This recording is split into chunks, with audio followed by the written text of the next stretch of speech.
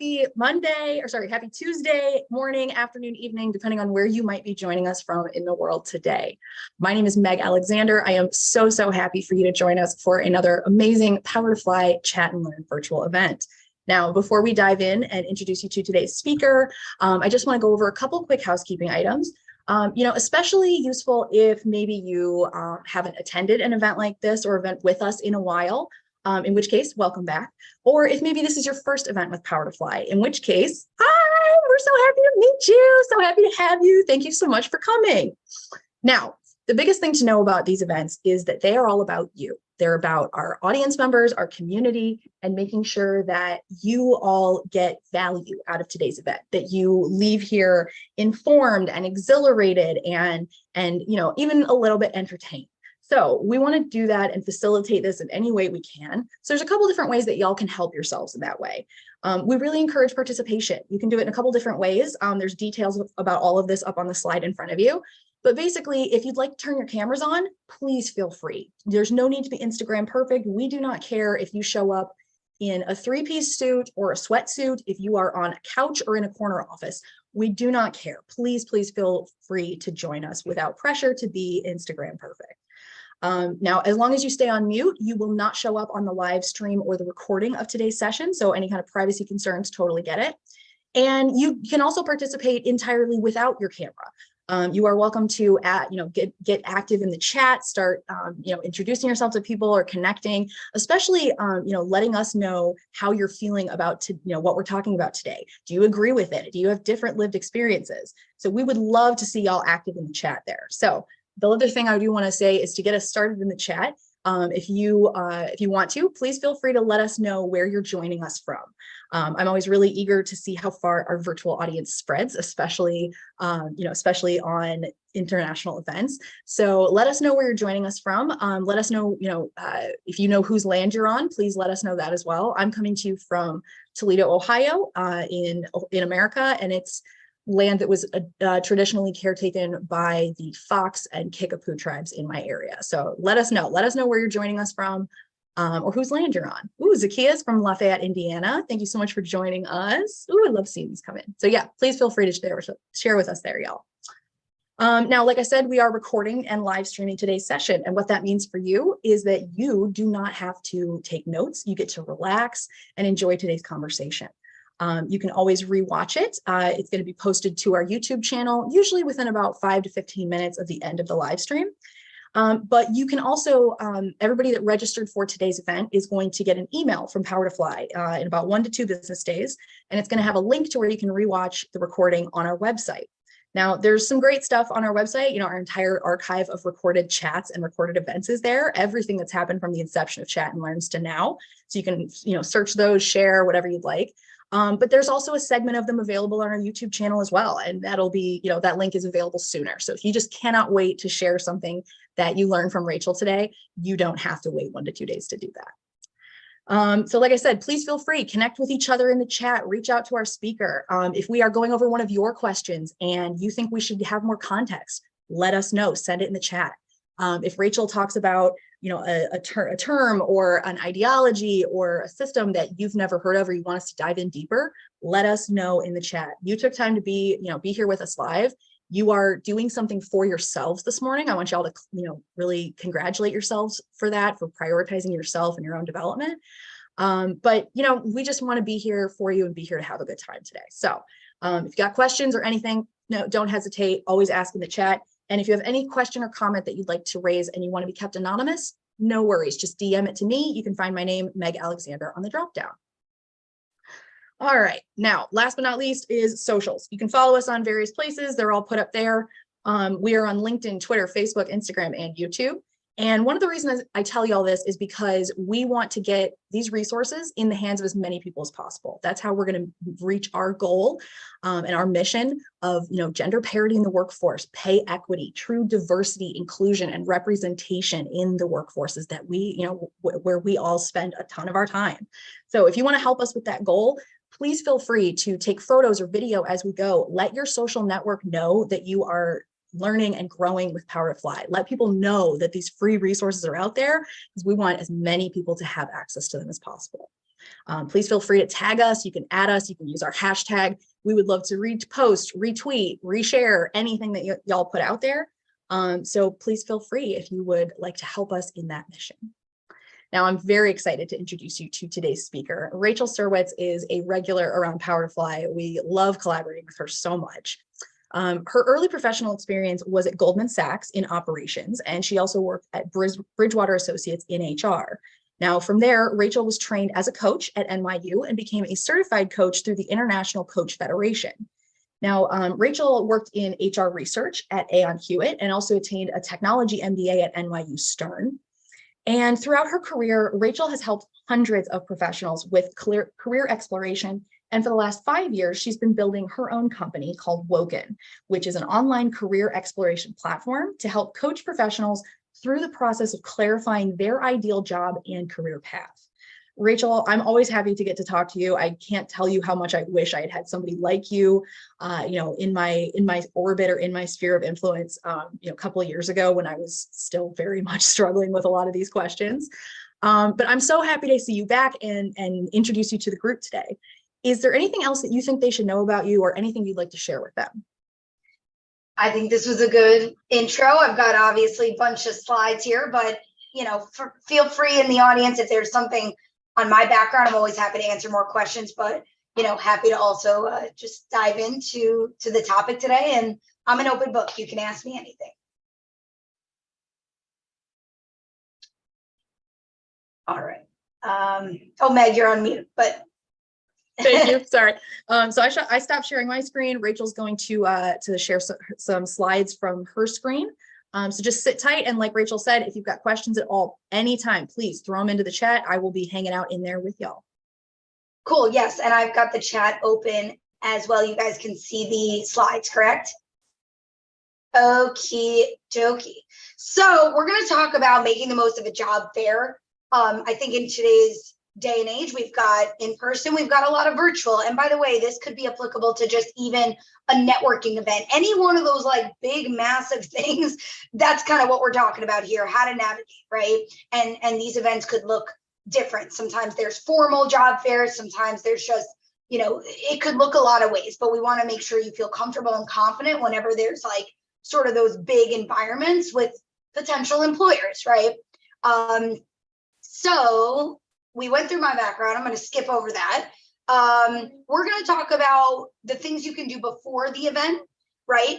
Getting clear on your direction, getting clear on your pitch, doing a little bit of that prep and research, preparing some questions, and how to sort of be in the moment. And then we should add to this agenda, of course, what to do after and making sure we follow up. So ask me if I forget to talk about the follow-up. Clearly, I've left it off my agenda, but of course, we've got to make use of the connections you get after the event as well.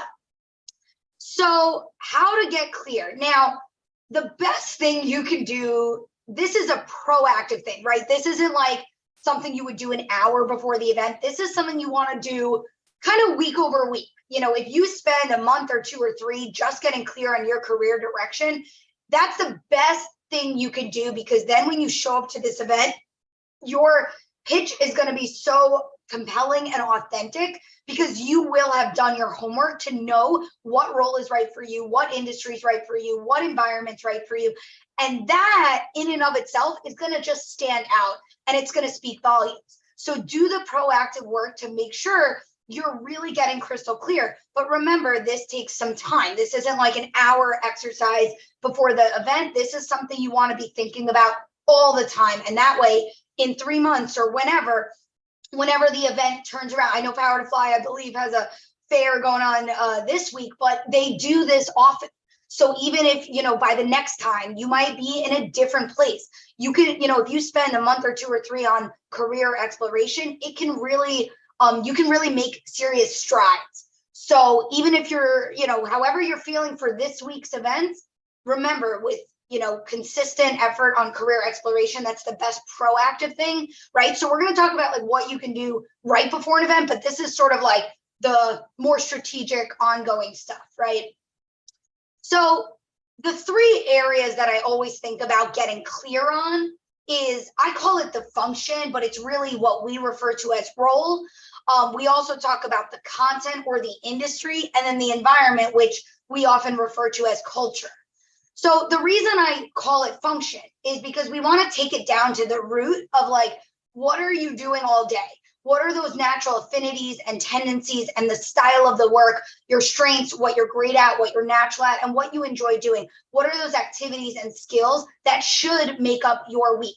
Getting clear on who you are, what you're about, and all those, things that I just mentioned, that is going to be a great precursor for any conversation you have at a job fair, right? When you know what you're all about, you can better ask questions to see where they need help, given what it is you're great at. The second piece is content. So this is going to make it easier when you have to pick out certain employers. If you know the industries you care about, what products or services, what problems in the world do you want to be a part of? Because every company has a mission. Every company is helping someone with something. They're helping a group of people solve some problem. They're working with some level of contribution or impact. And there's so many sectors and fields out there. So industry, and interestingly enough, is a little bit more where you can actually have that personal choice to say, what problems do, when you want to reverse engineer what they're eventually going to ask you, which is, why do you want to work here? Or like things like that. Your ability to ask yourself, what are the problems I care about? What are the problems I want to work towards? What environment do I want to be part of in terms of that ultimate problem we're all working towards? No matter whatever your role is, those are two separate things. So that's why we separate the role you play versus the ultimate problem you're sort of working towards or the company is working towards, right?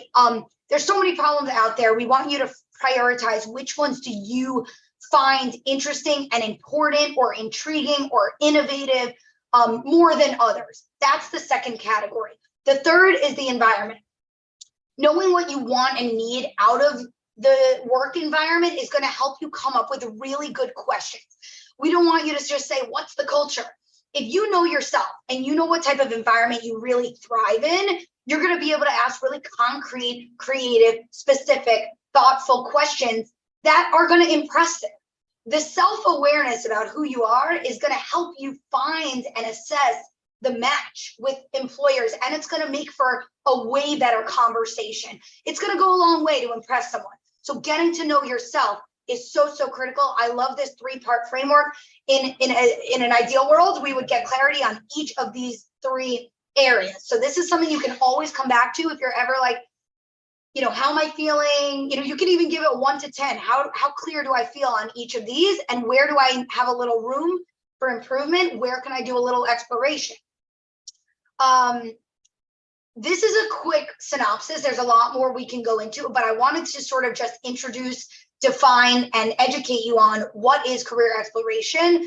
There is a process you can go through to learn and reflect and really narrow in on each of these 3 things. So going through the process of exploring is how you will get to that point of feeling clear on each of these 3. This is a rough overview that you can see, right? Like the first step is motivation, asking yourself, am I in a moment where I need that clarity? That making the decision that I'm going to go on this road of exploring is step number 1. Reflecting on your interests. When I say reflecting on your interests, what I mean is reflect on each of these 3 buckets and what goes into that. Then you want to actually come up with options. So you might say, you know what? I'm debating these few roles. I'm debating these few industries. The ability to research, network, and reflect on what are the differences between those options and how do they relate to me is going to help you prioritize which role, which industry, and which environment is the best possible fit. It's not to say you can't pursue your second choice or third choice, but understanding what is the best possible fit is the best thing you can do, right? That self-awareness is going to go a very long way when you show up to any and all events. So ideally, you get that clear direction and then you move into your job search. Okay, I'm going to keep going. I know I'm going through a lot quickly. I want to give you guys food for thought on a lot of different key topics, and then you can, open it up to a bunch of questions. So professional pitch, as you can see, I put the career exploration first. Knowing your direction ideally comes before crafting the pitch, but sometimes this is all a work in progress. It's okay to come up with the pitch as it stands today, and maybe you're going to work on the clarity. And as you get more clarity, you can refine your pitch, right? So I'm going to give you a framework, and you can get started. You can draft that pitch, and then of course you can always update it as you get clearer on whatever your direction is. So I like to start this in writing, right? Draft your pitch in writing, but then you don't want to memorize every single, the reason we do it in writing is because the act of being able to synthesize and summarize who you are concisely is hard. And so we take pen to paper, and then you don't want to memorize every word. You want to memorize like the key points, and then you really want to practice out loud. Like a good rule of thumb could be like once a day, say your pitch. If it only takes a minute, that's a great way of getting really comfortable. The practice out loud, I cannot say enough, just goes such a long way to make you so much more comfortable when the day comes that you need it, right? So once a day, refine that pitch. I'm going to show you a template. You want to be authentic, unique, specific, clear. Try to avoid these generic words. Everyone, we all say we're great communicators, we're problem solvers. It's like, okay, what about communication are you really good at? Active listening, or asking open-ended questions, or asking powerful questions, or synthesizing complex details. I'm just giving you an example, but really ask yourself, what am I all about? Knowing yourself is the way to make this really specific and authentic. If you're using these generic phrases, it's not really going to tell them enough about you.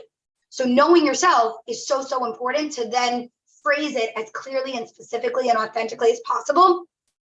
So yes, this is a tool to help you summarize who you are, for others to quickly get to know you. Remember, it's just an introduction. This is sort of the tell me about yourself framework. It's different if they were to say, walk me through your background. I'm happy to go through that, but that's a different framework, okay? So sentence number one is your background. You kind of want to give yourself like a title, right? That title could be your current title, but it also could be a bridge of who you are now and where you want to go. And then you want to say, what are your functional areas of expertise? So pick 4 or 5, key skills, hard skills from your background. And by the way, you can sort of pick and choose the best ones that are most relevant to your direction, but it's also okay to show your broad background. You would be surprised. Someone with a wide array of experience might have more perspective and more interesting things to bring to the table. Don't narrow it down just to be perfectly in line. You want to show that, yes, you have applicable experience, but having a wide array of experience is also good in many ways. You're going to see how the whole framework will show them, how do I want to make use of my skills in my direction? We're going to get there. But the first sentence is critical to paint the picture of your overall background and skill set. So don't skimp on that, okay? Even if it doesn't seem perfectly relevant. And then you want to say your functional areas of expertise, and then you want to say your industries of exposure.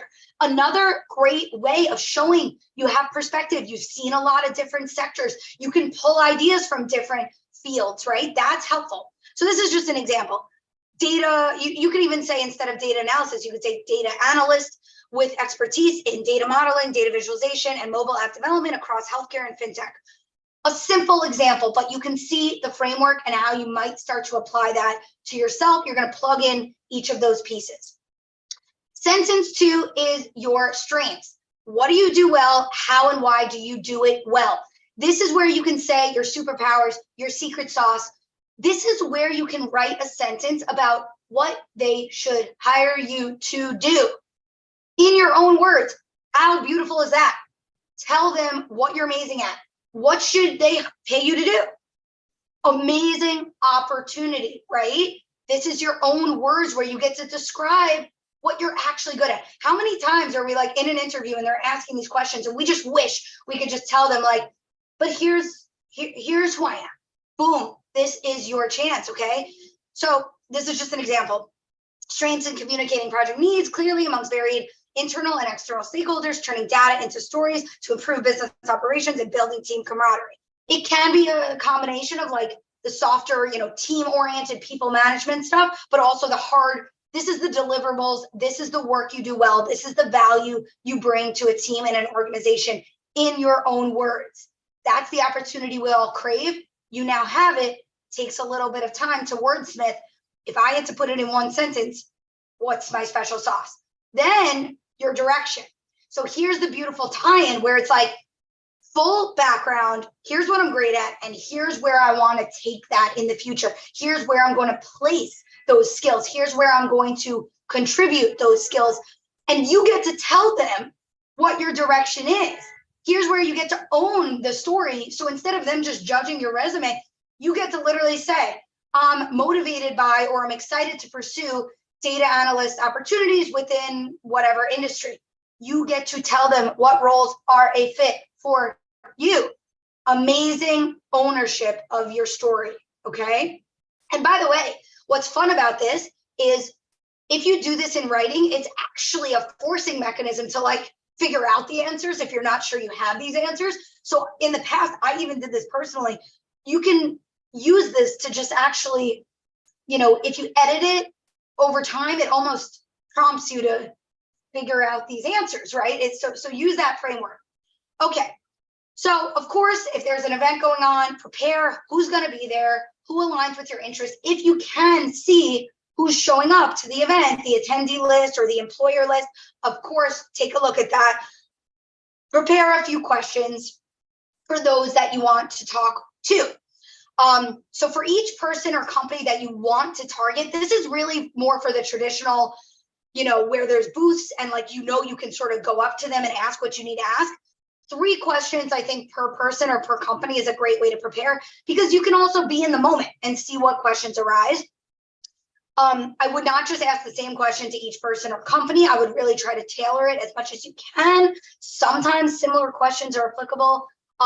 Narrow down your list. I'd rather you have stronger questions for fewer companies that you really care about. Don't be just like mass spray and pray. Okay, think about preparing questions as if it were day one on the job. This is an amazing way to get your headspace into like, what should I ask that like I want to know, and something that would show them I'm already thinking about the work. I'm already like in the mindset of that role, right? Be specific and creative with your phrasing, because your phrasing is how you get the right information that you need. Like if you just say, what's the culture? It's a broad question. They're probably going to give you a broad answer. If you ask about a specific element of the culture, and by the way, you can say things like, tell me about a time. They ask candidates that, why not ask it back? So be really creative with what you ask and how you ask it, okay? Now, in the moment, your pitch is going to be mostly rehearsed, right? You're going to have your research, you're going to have your questions, but be open to meeting anyone and get their contact information. Even if they're not obviously in a role or industry of interest, you can follow up with them later and ask to see who they may know. You never know who people may know, even if they're not immediately in your target field. Now, if all else fails, you've done all this preparation ahead of time, just be in the moment. The same goes for an interview. I'd rather you be focused and engaged and be yourself. Whatever prep you've done up until that point is great, but like there is literally nothing you can do to replace the focus and just showing up as you. And if you're ever, again, the same goes for an interview. Instead of telling them what you think they want to hear, err on the side of authenticity. If you're being honest and you answer as you, they're going to get to know you. And that's going to speak way more volumes than just saying the robotic thing that every candidate might be thinking they should say. Have a blank piece of paper. That way you can just take notes and be in the moment. What else? And get cards and email addresses. Worst case scenario, just get contact info. You can always follow up after, send an email, ask for an informational chat. You might have met them for 3 minutes, 5 minutes, 10 minutes, but when you email them after, you can be really thoughtful to say, I'd love to follow up. I'd love to ask you more about A, B, C, and D, see if they have 20 minutes. And then all of a sudden, and of course you can remind them who you are and things like that. You could write a really robust, meaningful, thoughtful email, and you can get another chat after. So you really just want to leave a good impression that like, you know who you are, you know what you're looking for, you know why you relate to their company. And then the meaningful email to follow up is a separate step, right? Just super quickly, I'm just going to show you who we are, and then we're going to go into Q&A here. This is a super quick summary of Woken. We help you with all of these different things, as Powerfly does. And we are here to remind you that you can and should find a job you love, and make sure that every professional has career support at every single juncture. So I'll share our website so that you can, of course, stay in touch with us, but happy to open it to Q&A. Excellent. Thank you so much, Rachel. That was a lovely dive in, and I'm really, really excited because you're right. We do have, we have an event going on this week. We do have a virtual job fair that's happening on Thursday. So if y'all are interested in that, don't forget to sign up. I'll throw some links in the chat here. But we are hosting a virtual job fair this Thursday from 9:30 a.m. Eastern to 2 p.m. Eastern. So I'll throw links in the chat for where you can register or check out the companies that are going to be there, all that good stuff, so that you can put some of what Rachel's telling you into practice sooner than later. All right, so we had a lot of great questions that were submitted. If you submitted a question and you're not sure if we'll get to it, please feel free to ask it in the chat again. We're going to get to as many of these as we can. If you want details, or you want to add context, any of this, please feel free to chime in the chat. We want to make sure that we prove value for y'all here, and that we reward you for taking time out of your day to be here with us live. All right, so let's talk about the pitch, right? We talked a little bit about your resume and changing things up there, but let's talk about how that pitch might change. Do you think that your pitch should change between industries? Good question. I think most people think that they should be constantly tailoring their materials. You are one person. So what I try to encourage is, if you're tailoring things or changing things so many times, it's a signal to try to get more clear on not just priorities, but your preferences and what's a fit for you.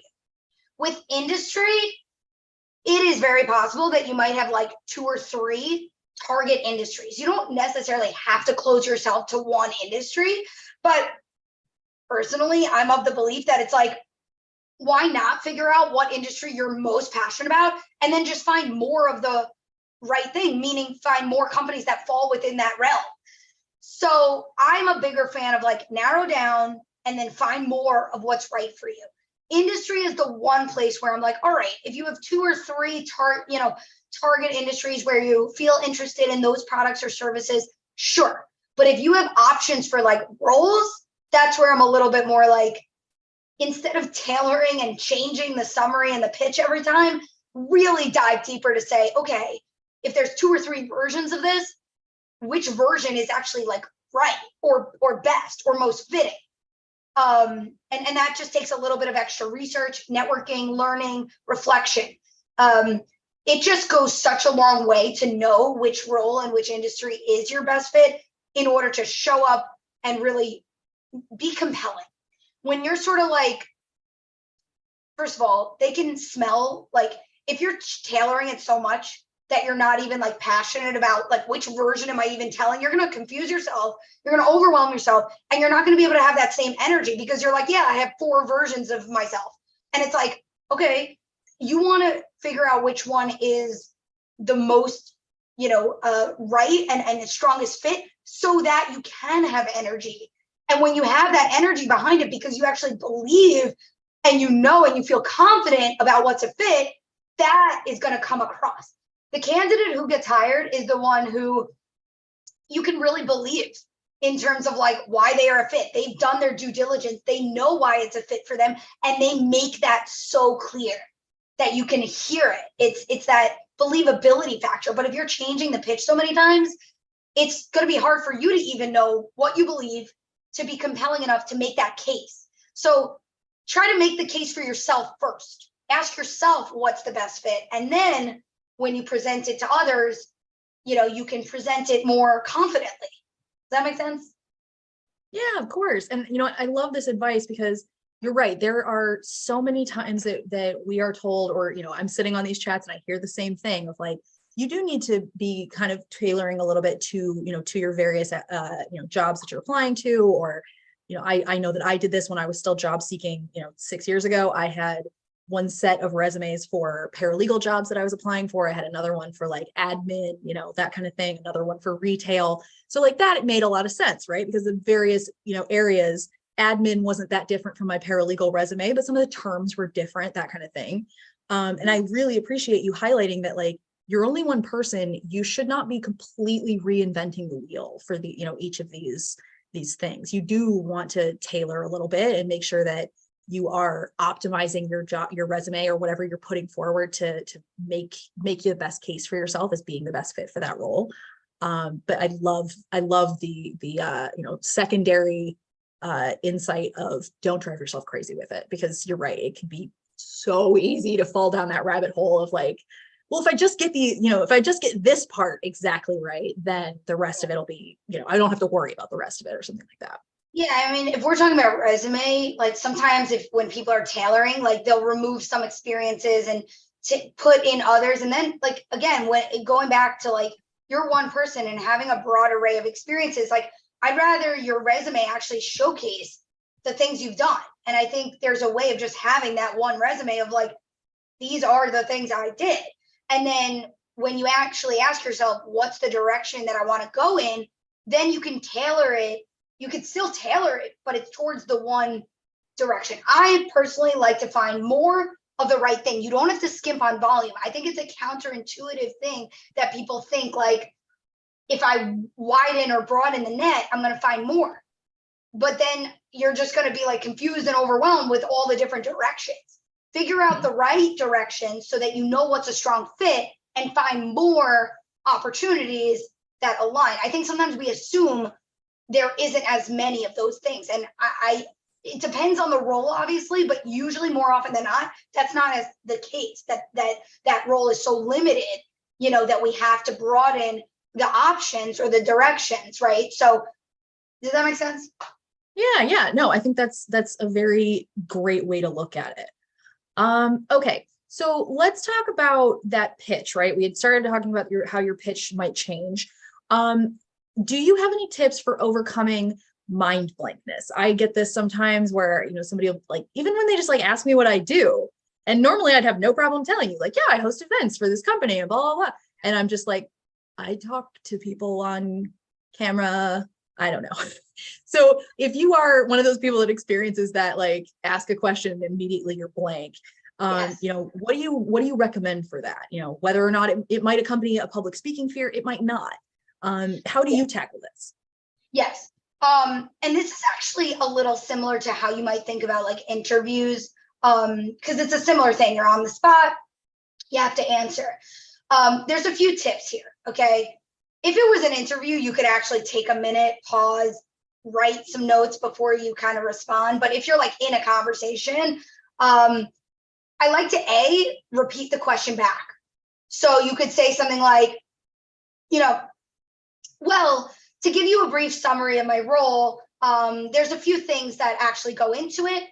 First, and so like, even though I just said some fluffer intro words, I bought myself a few seconds to kind of like gather myself. And like, also it never hurts to like I don't want to say be formal, but like introduce your thoughts, have an opening sentence, and then you're reminding yourself the key to speaking comprehensively and concisely is how do you break it down into its parts or components?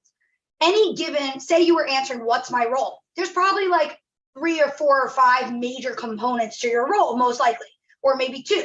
So you by giving that introductory sentence, you sort of remind yourself and then you use transition words. So you say, well, first, one of the major things that I, am in charge of is facilitating, workshops virtually and making sure we deliver a great experience to our audience on all different career development topics. Secondly, thirdly, that's still a minute. You can still be concise. So transition, opening sentence, and then transitioning words.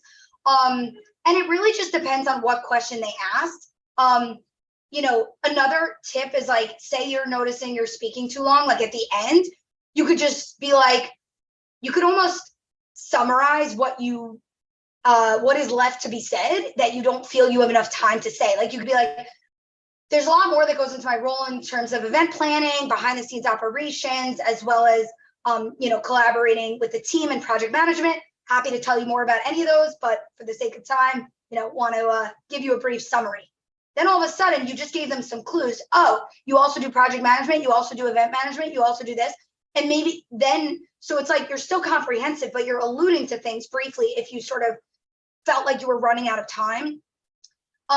Those are just some things, but again, it does depend on the question. Like if they're asking you, tell me about a time, you want to give the story framework.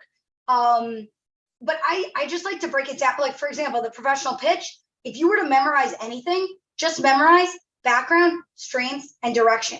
Even if it comes out different every time, you can actually say, well, my background is in, what I'm really great at is, what I'm excited to pursue next.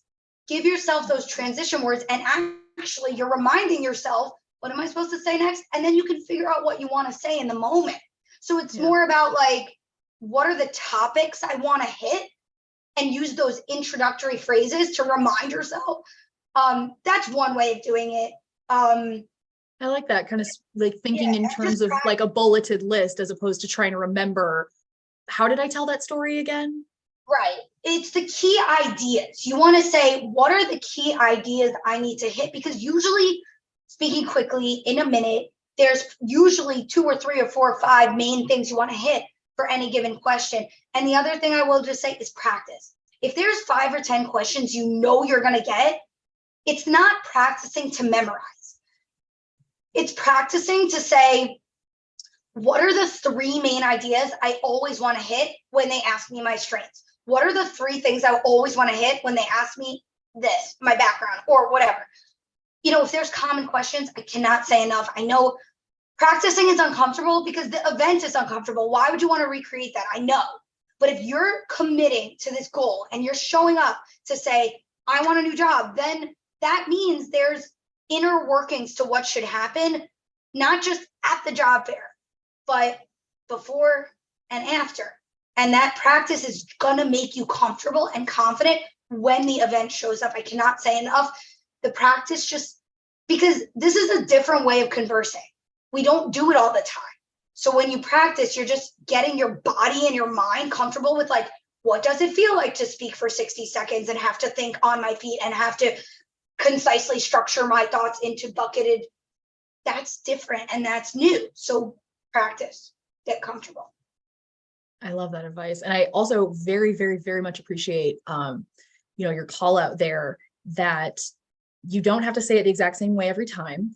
And I love that idea of like kind of almost putting in like a bit of a teaser into what you're saying, because you're right. It is a good way. Like if you think you're worried you're running out of time, it's a good way to get what you want across. But like you said, it's also showing that forethought on your behalf and showing the person that you're speaking with that you understand that their time is valuable too.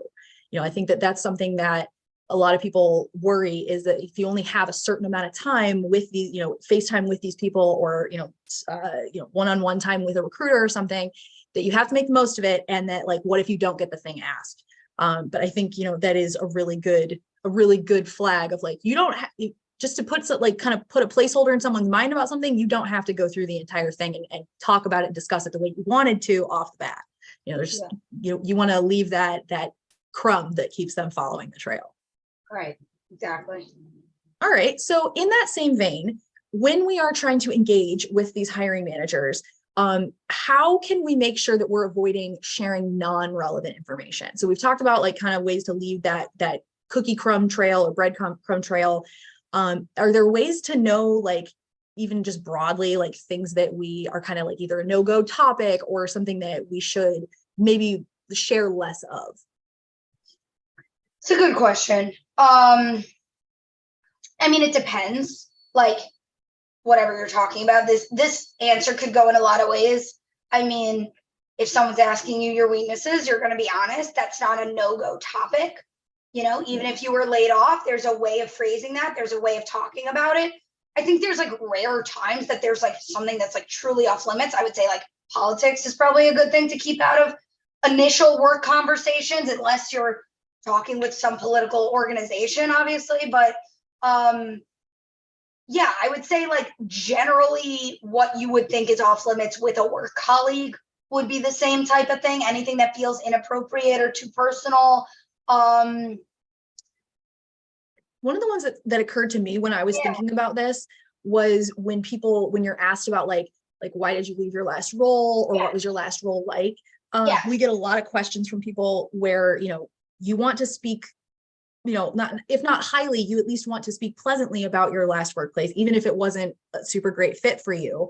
But it can feel like you then have to explain a whole lot of things that maybe don't necessarily need to be gone into. So if you are in that position, do you have any tips for kind of like keeping that discussion, along the path that you want it to take? So the key was explaining why you left. I mean, there's so many different reasons of why someone might have left. I think you want to be honest, but practice your phrasing with a mentor or a peer, just so you hear the words and the way that you're explaining it and the way that someone else perceives it, because there's different phrases and there's different ways to explain the same thing. So it's not to say you're going to sugarcoat necessarily. You still want to give enough honest, something that they really believe what you're saying and that you can tell them something, but there's a way to avoid certain words that, might be too much information or too unnecessary or things like that. So practice with someone so that you hear their perception. But the key is also be honest enough and specific enough, but be brief. And then I would quickly transition to kind of what you're excited to pursue next, to bring it back to the now. And also, by way of showing what it is you're looking for next, it sort of shows them what you might not have had in the past role. And so that actually answers their question more. You can actually make it positive, make it forward looking, and answer their question of what are you looking more for? That's one way to think about it. But again, it totally depends. If you were laid off, if there was a team restructuring or organization restructuring, that everyone is pretty aware of these days, that that didn't have to do with your performance.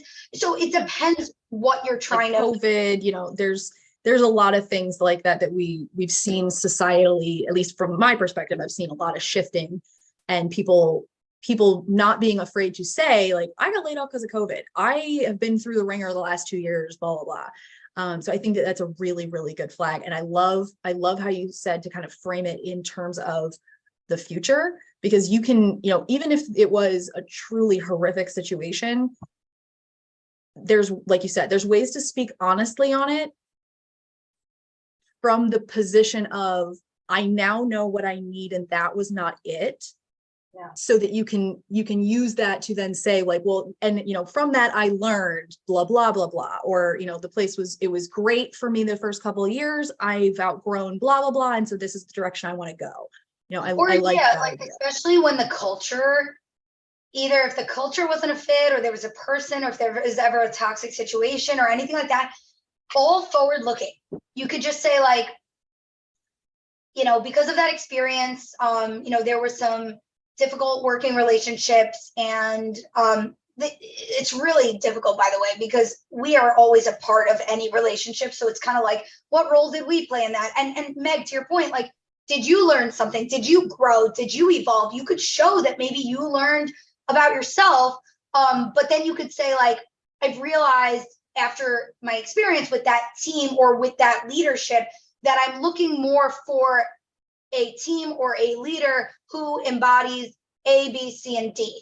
And be really, that's where you can be specific. What is it? You want a team that's empowered, to share ideas, or you want a leader that is responsible, or you want a leader that is trustworthy, or you want a team, that's where you get to insert the word for the thing that they didn't do or have. And that makes it clear enough of what was the issue there. If it was that kind of situation, that's one way you could phrase it. Okay. Yeah, Shona, project completion, totally. I mean, that's legit. Yeah, if you completed it, 100%. I think here today, we're just more so talking about the sticky situations that are hard to explain. But if something was completed, if it was a contract, I mean, if there was a reasonable explanation, then just give that. You do not need to add anything. You do not need to fluff. The best case scenario is it just was a reasonable thing. But if it was a sticky situation, that's where you just want to figure out how to, be professional, but still honest, but still, all the good things.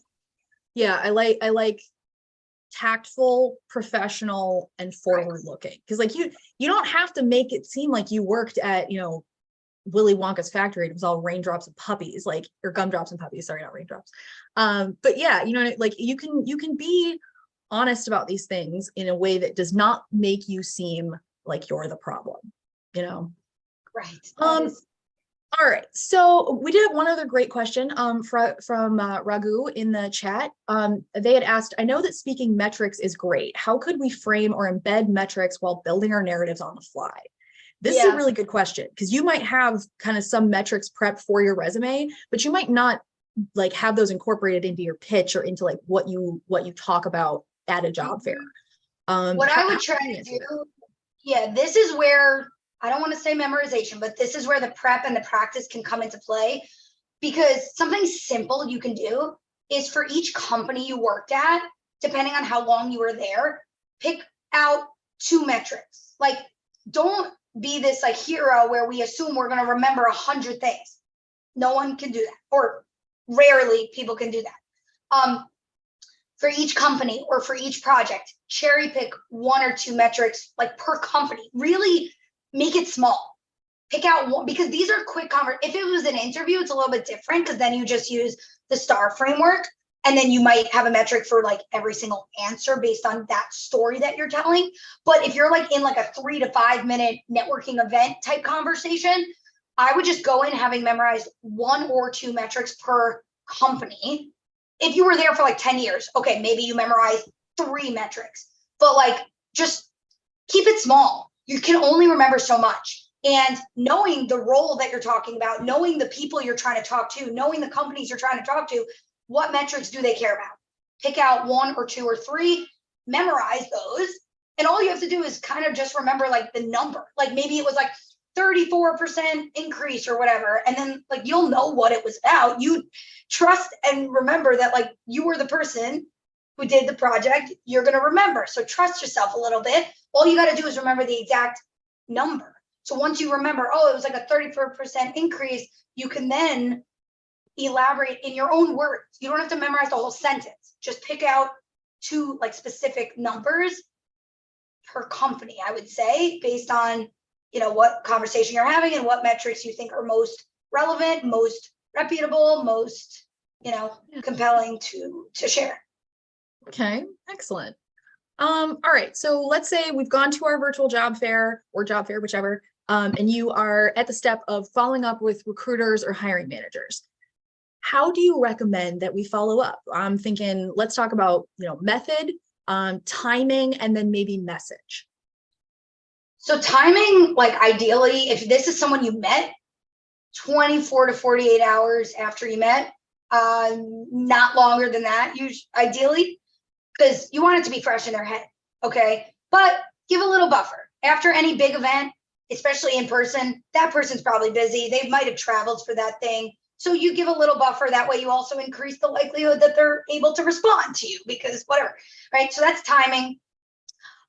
In terms of message, again, if this is someone who you just met at this event, make your subject line super clear, the name of the event, maybe the date, you could if there's any other specifics, but the body of the email, try to remind them who you were specifically, maybe what you spoke about. And again, this is why we want to have even though it's 3 to 5 minutes, like your unique questions might be somewhat memorable. Don't force it to be like, oh, I need a memorable question. But when you have authentic questions, they're going to be memorable, right? When you have thoughtful questions. So remind them what you spoke about. And then in an ideal world, usually you want an informational call, or you want another introduction. If they have nothing else they can really give you or benefit you, you might ask for another introduction. But if that's like a person who's like, could be more helpful and you could learn from them and you could continue the conversation, say that. But whenever you ask for someone's time, like, what are the things you'd want to continue chatting about?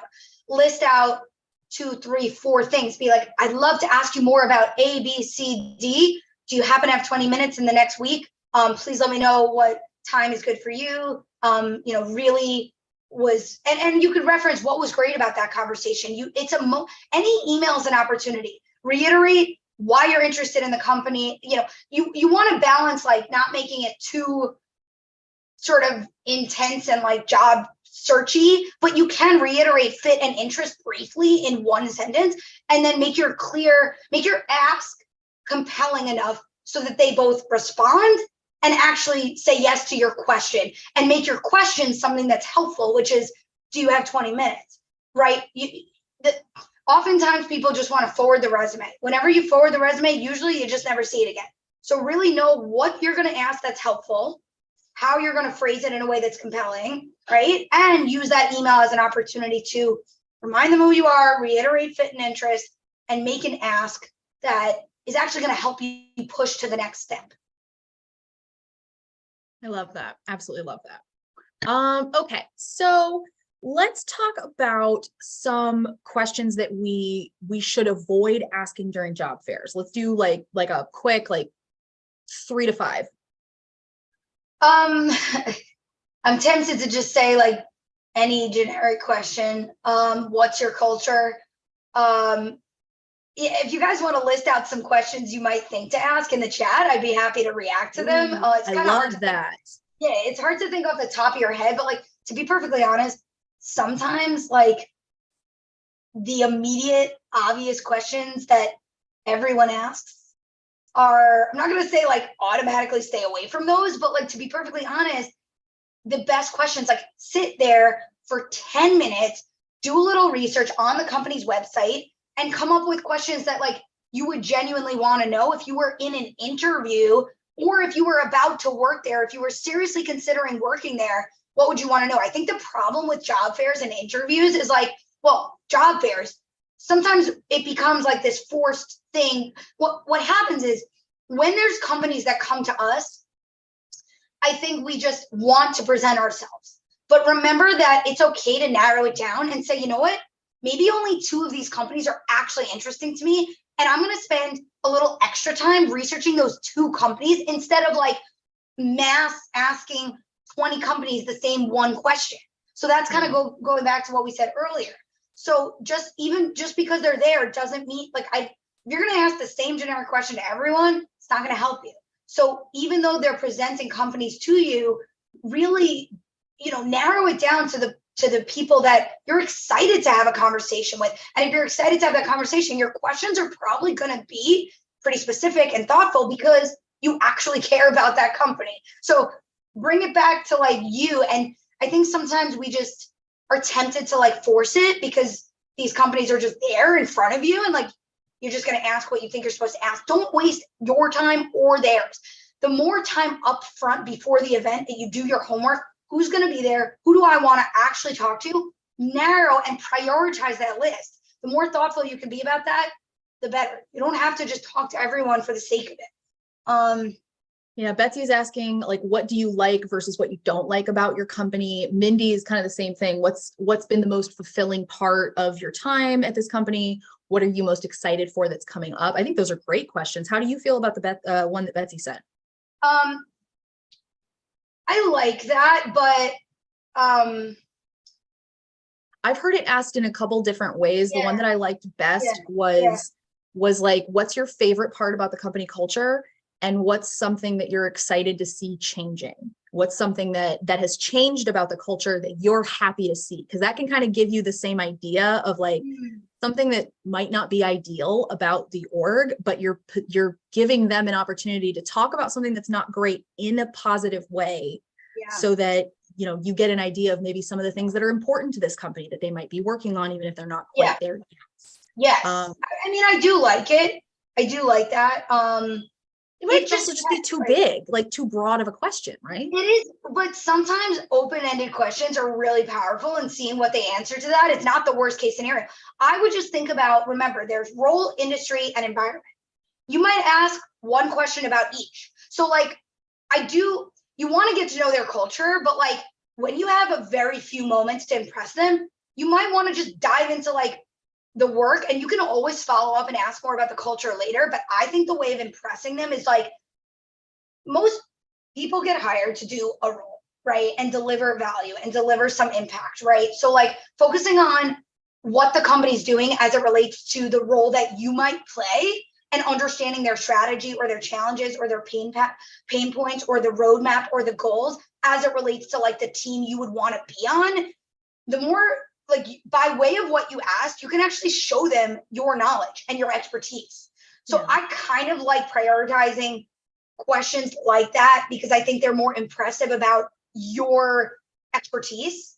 And I think when you have more time, you can get into the culture. But it's up to you what you want to prioritize. If there's different, sometimes there's a purpose of a question to impress, and sometimes the questions are to help you really get to know. When you have very limited, if you have like 3 minutes with a person, just, you know, be thoughtful about what you want to do with that time. Culture is important, but culture is something you can get to know in a later informational interview or in networking with people. But yeah, I do like an open-ended question like that. I mean, typically with culture, I like to just get really specific. Like, tell me about a time, you know, your team had to deal with this. Like, let them tell you a story about how they actually handled things that matter to you.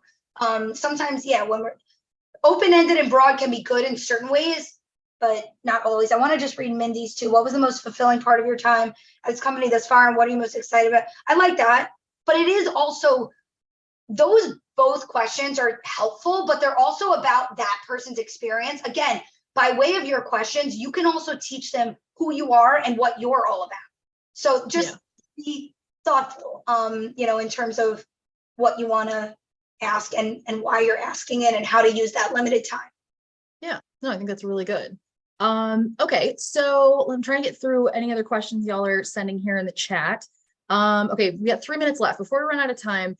As people are, you know, as people are leaving today, if they only remember one thing, what do you want it to be? Oh my goodness. Well, if we're talking just about the job fairs and networking stuff, I really think, I mean, I know I've driven this home, but get clear on the role and the industry and the environment that works for you, independently of showing up to any conversation. When you get to know yourself, your questions are going to be more compelling. Your story is going to be more compelling. Those are the people that get hired. If you've got multiple different directions or options, try to use that as an opportunity to get narrower, get more clear, get more targeted. I know it seems like this counterintuitive thing, but it goes a long way to help you stand out when you know why they should hire you, and you can be more compelling with that conversation. Oof, loving that, loving that. All right, I'm sharing a couple more links in the chat here. You know, places where you can check out, you know, some more Power to Fly's resources. I'm sharing another one for our community space. It's, you know, if you're old enough to remember AOL Instant Messenger, it's very similar to that, mixed with a bit of Slack. So please feel free to join us there. And then I'm going to share the link again for our virtual job fair coming up. So if you want to, don't forget to register for that virtual job fair. And I do want to highlight for y'all, if the timing of it doesn't work out, like if you've got, you know, you've got work all that day, you're not going to be able to join, whatever, totally understandable. Register anyway, because everyone that registers, regardless of whether you log in that day, everybody that registers, your Power to Fly profile, anything that you have set up with us, LinkedIn, if you've got that connected, that all gets sent. You get put on a short list that gets sent to all of these hiring companies, even if you don't go. So truly, y'all, this is a good way to, you know, keep kind of trying to jump and put yourself head and shoulders above other applicants. This is another good step to do that. So even if you can't make it, even if all you can join us for is 5 minutes, register anyways. It will absolutely help you out. Yeah, shared links for all of that in the chat thread. I just want to say thank you to all of you for joining us here today. My job obviously doesn't exist without all of you, so I am incredibly grateful, but I am also incredibly grateful to each of you for taking this time to do something for yourselves. All right, that is powerful. That is not something that we all make time for as often as we could or as we might want to. So I just want to say huge congratulations. Thank you all for doing something today for yourselves. Rachel, thank you so much. It's always wonderful to get to spend the day with you or spend the morning with you. And I'm so happy and I can't wait to do this again. Awesome. I'm Always glad to help, and stay in touch. Connect with me on LinkedIn, guys. I'm always happy to help. I put out a lot of free blogs, videos, resources, downloadable things. I'm trying to always deliver value, even free, right? Including today. And Rachel's super active in the community space. I see her in there constantly. So if you're looking to further connect, check out the company space or community space, because she's there as well. So cool. Super awesome. Awesome. All right, y'all, that's going to take us to the end of time today, but thank you so much for joining us. If this was your first Power to Fly event, I hope it will not be your last. If this was, if you've just come back to us, thank you so much for joining. I love seeing familiar faces and names here. Have a wonderful rest of your Tuesday. Stay safe, happy, healthy until we see you again. Bye, y'all.